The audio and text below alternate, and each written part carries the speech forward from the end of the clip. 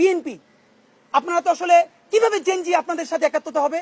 দেখলাম দুদু দুদু উনি তো ফ্যাসিবাদ বিরোধী আন্দোলনের নেতা, তিনি বললেন বিএনপির যত কর্মী আছে প্রস্রাব কইরা দিলে নাকি সব ভাইসে যাবে এই অন্য অন্য। আপনাকে বিনীত অনুরোধ করি, গত 16 বছর আপনার প্রস্রাব করতে নিষেধ করছে কেডা? মানে গত 16 বছর আপনি প্রস্রাব করেন নাই কেন? আল্লাহর রাস্তায় বলেন। মানে আবারও বিএনপি কে বলে, জামাত ইসলামী বলে মুরব্বীদের মুখে টেপ মারেন, পিছনে বসাই রাখেন। এই আন্দোলনে যত শহীদ হয়েছে, যত যোদ্ধা, তাদের গ্রুপ, এইজ গ্রুপ 21 থেকে 35, বিএনপি জামাত ইসলামী সকলে আপনারা তরুণদেরকে সামনে আনেন।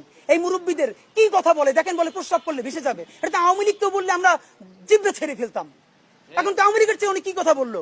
তা আপনার একটা কথা বলি, এত প্রস্রাব যখন পেটে নিয়ে 16 বছর রয়েছেন, 28 অক্টোবর 2023 পল্টনের সামনে যখন তার আগে বুড়া নেতৃবৃন্দ মুহুর্মুহু কইরে পালাইলেন, আমরা বিএনপির কর্মী না, তবু 1 ঘন্টা সেখানে স্টেজের সামনে দাঁড়াইছিলাম।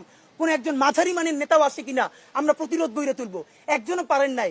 যত লাখ লোক আসছে, প্রস্রাব করলে তো আওয়ামী লীগ ভাইসে যাবে, তখন প্রস্রাব চাইতে কোথায় রাখছেন? মাথায় উঠেই রাখছেন। ফাইজলামি কথাবার্তা বলেন।